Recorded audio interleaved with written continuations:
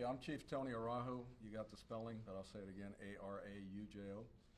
Chief of Police with the City of West Palm Beach. With me over my right shoulder, Deputy Chief at Department Shearer, Assistant Chief Musco, who oversees the CID, our Criminal Investigations Division. Assistant Chief Spatera runs operations. Some of the detectives involved, Detective Lieutenant DeVito, who oversees our Detective Bureau. Detective McDonald. Detective Varielli. Detective Attieri. There you go. I have them written down, but obviously I didn't bring my piece of paper up here with me. So I just want to start off by telling you I'm going to answer a few questions, what I might be able to answer after the information I'm about to give you. I'm done giving it to you. The victim in this case is the President of the United States, Donald J. Trump. You'll see that in the probable cause affidavit once it becomes public record.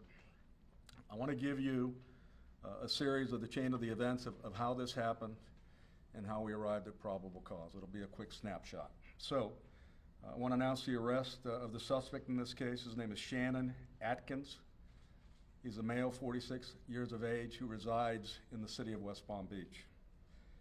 The timeline: on January 19th, late, a tip was given to the FBI National Threat Operations Center. It was given to them by a gentleman that resides in Okeechobee, Florida.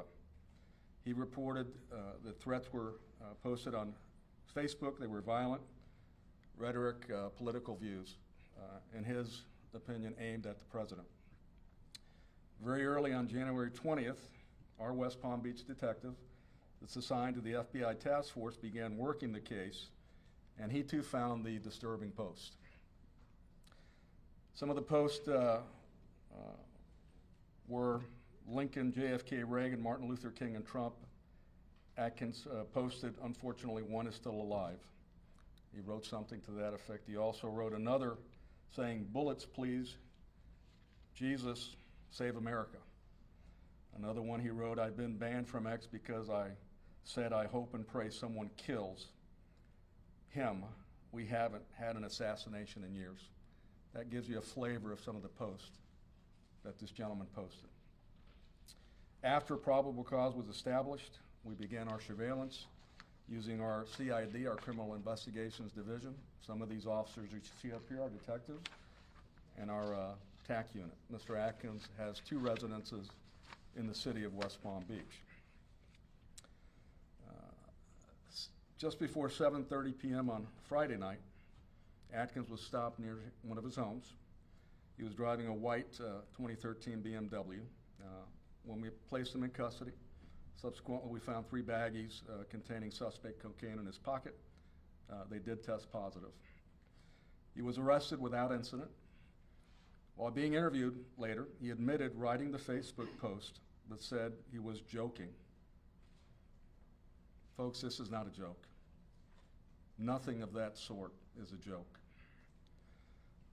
We notified the Secret Service. They're looking at this case, and they'll make a determination if federal charges are going to be in play. In today's climate,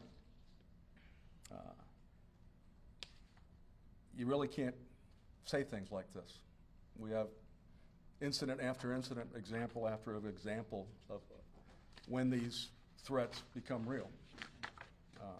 And we take these very seriously. I want to tell the general public that they are our partners, our eyes and ears. We encourage you to report anything suspicious to the FBI, Crime Stoppers, or the free Safe Watch app that we have. That information goes directly to our STIC, our intelligence center. You can remain anonymous. As I've said before at news conferences, let us decide whether the information is actionable.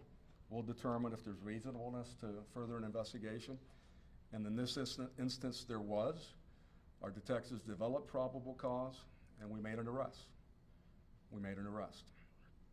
So with that, again, if you see something, say something. The charges, you have received copies of what the charges are. He was charged under state statute. They are felonies, or one of them, or both of them are felonies. And the state Attorney's Office was very helpful in working this case with us, and so was the FBI and the Secret Service. And that's another point I want to make.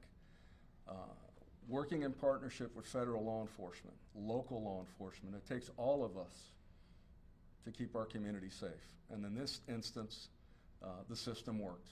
Working with our federal partners, the information given was seamless. We do have an agent, a police officer, a detective that works on the task force, as do many jurisdictions across the land, to include this region, this area, and it worked as it should. So did we avert something? You never know what you avert, you never know what you displace. I do know that we developed probable cause. We arrested Mr. Atkins, and he's going to have to answer the charges. So with that, I also want to compliment our CID division. These detectives worked tirelessly on this case, as they do every case. They did things professionally, timely,